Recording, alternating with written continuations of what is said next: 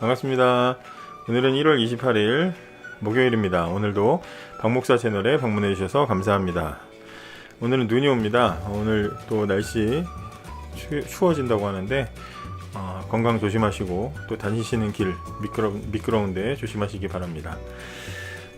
오늘은 누가복음 9장 28절부터 36절까지의 말씀입니다. 누가복음 9장 28절부터 36절의 말씀을 가지고 함께 같이 나누어 보도록 하겠습니다. 오늘 읽으신 본문은 변화산 사건이라고 합니다. 산의 이름이 한라산, 백두산 그런 것처럼 변화산이 아니라 산 위에서 예수님의 모습이 이전과 다르게 변화되셨기 때문에 변화산이라고 그렇게 불립니다. 이 사건이 일어난 이유는 아주 간단하고 아주 분명합니다. 산에 오르시기 전에 예수님이 제자들에게 하신 말씀이 있죠. 십자가를 지시고 고난을 당하신다는 말씀을 하셨습니다. 고난을 예고하셨어요. 다 어제 살펴보지 않았지만 어제 보신 본문의 20절부터 보시면 예수님께서 제자들에게 말씀하셨습니다. 그러면 너희는 나를 누구라고 하느냐? 베드로가 하나님의 아들 그리스도이십니다 라고 대답했습니다. 예수님께서 제자들에게 이 사실을 아무에게도 말하지 말라고 엄히 말씀하셨습니다. 인자가 많은 고통을 받고 장로들과 대제사장들과 율법학자들에게 배척을 받아야 한다. 또한 죽임을 당한 후 3일째 되는 날에 다시 살아날 것이다. 그러니까 앞으로 예수님께서 십자가 지고 고난당하시고 십자가 지시고 죽으셨다 부활하신다는 모든 이야기들을 이때 이제 처음 하신 거예요. 제자들이 믿음으로 고백했을 때 이렇게 예수님께서 하신 거예요. 세상 사람들이 예수님에 대해서 대단한 사람, 뛰어난 사람, 재림한 엘리야, 세례 요한 이 정도로 보고 있을 때 제자들은 예수님을 하나님의 아들 그리스도라고 믿음으로 고백했습니다. 예수님은 제자들의 믿음을 확인하신 뒤에 앞으로 고난당하시고 십자가 지시고 죽으셨다가 부활하실 것을 예고해 주셨어요.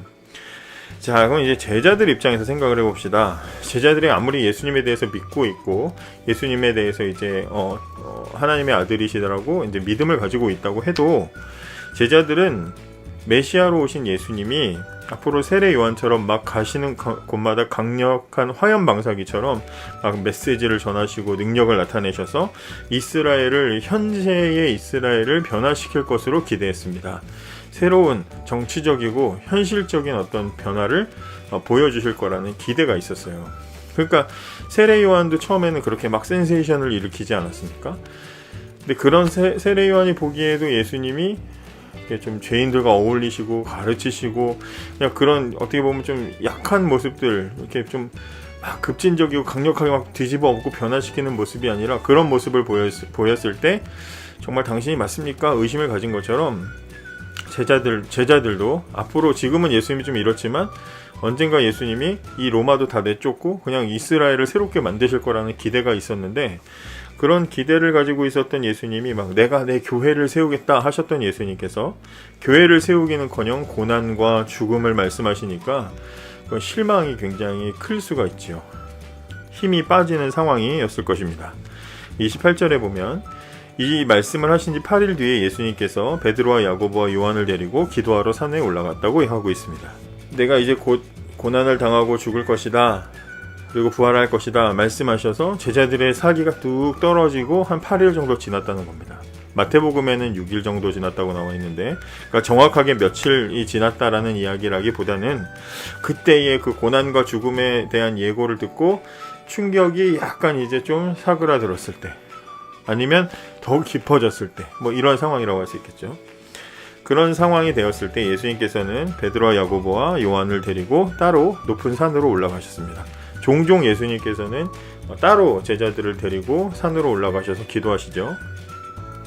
여기 높은 산이라는 것은 사람이 없는 곳이라는 의미도 있고 또 유대인들에게 높은 산은 하나님을 독대하는 곳, 만나는 곳이라는 의미도 있습니다. 그러니까 예수님의 고난과 죽음 때문에 그걸 현실로 받아들여야 되는 걱정이 많고 근심이 많고 낙심하고 좌절에 빠진 실망하고 있는 그 사람 제자들이 그런 마음들을 가지고 있을 때 예수님께서 그 제자들 중에 대표를 하나님께 집중할 수 있는 장소로 데려가셨다는 거예요.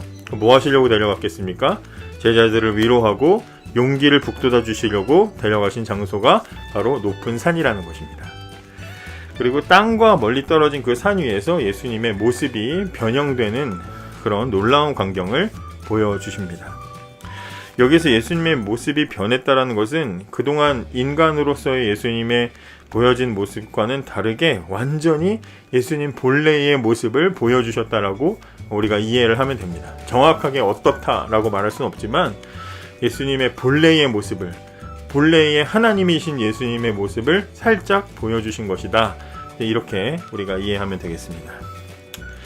그러니까 이 사건은 고난과 죽음의 예고 때문에 실망하고 괴로워하고 있는 제자들에게 예수님이 살짝 예수님의 본래 모습을 보여주시면서 걱정하지 말아라, 내 모습을 봐라, 내가 진짜 하나님이다 라고 영광스러운 그 모습을 보여주셔서 위로하신 사건이라고 우리가 이해를 하면 될 것 같습니다.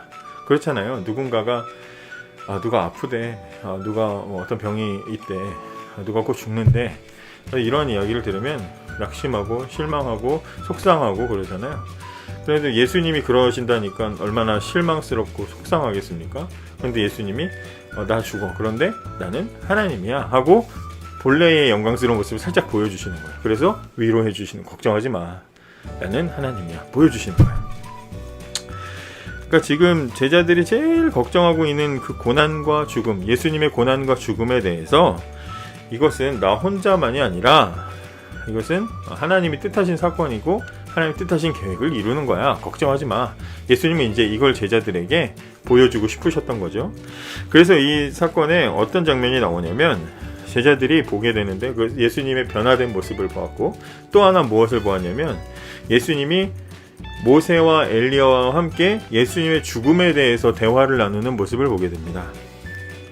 모세와 엘리야, 하나님의 사람 중에 대표적인 사람 아니겠습니까?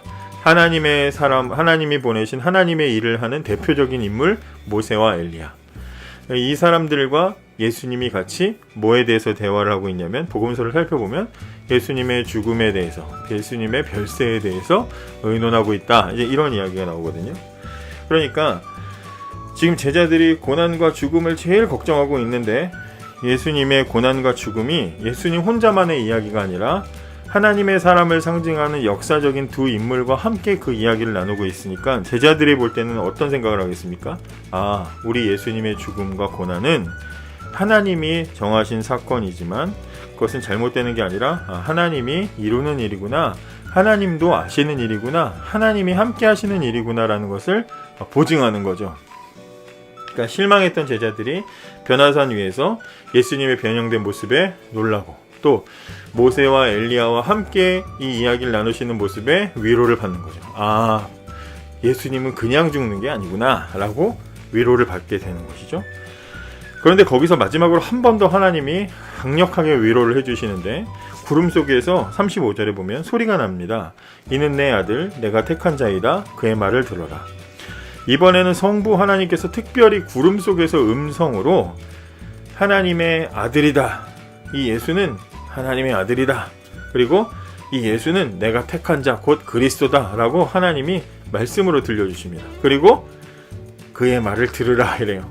그러니까 예수님의 변형된 모습에 놀라고 위로받고 또 하나님의 사람, 하나님의 특별한 사람들과 함께 예수님의 죽음에 대해서 의논하는 것을 듣고 또 위로를 받고 이번엔 직접 하나님이 음성을 들려주시면서 이 예수가 바로 하나님이고 그리스도다, 그리고 그의 말을 들어라 이렇게 하시니까 삼중적인 위로를 받게 되는 것이죠.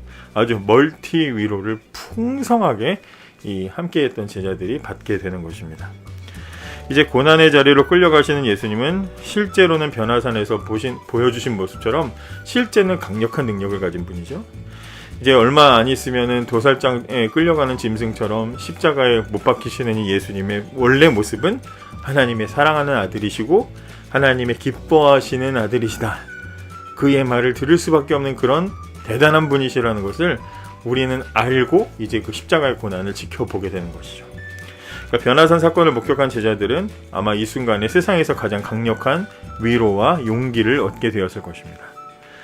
여러분, 세상의 위로는 그 순간을 벗어나게 할 뿐이지만 하나님의 위로는 언제나 분명하고 완전하며 영원합니다.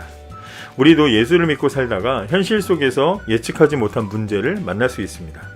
내 뜻대로 되지 않아서 어려움에 빠지게 되고 낙심하고 좌절할 수도 있습니다. 그럴 때 하나님은 우리를 위로하십니다. 어떻게 위로하십니까? 하나님의 위로는 앞으로 잘 될 거야, 긍정적으로 생각해, 그런 수준의 위로가 아니라 낙심하고 실망한 우리에게 세상의 모든 근심과 염려로부터 벗어나는 자리로 인도하셔서 하나님의 본래 모습을 보게 하시고 거기서 위로를 주십니다. 골방에서 기도의 자리에 나아갈 때, 지금처럼 말씀을 볼 때, 묵상 중에, 예배의 자리에서, 그 밖에 삶의 순간순간에서 하나님은 우리를 위로하십니다. 슬픔과 낙심 중에 있는 우리를 위로하시는 하나님이 계셔서 오늘도 참 좋은 하루입니다. 감사합니다.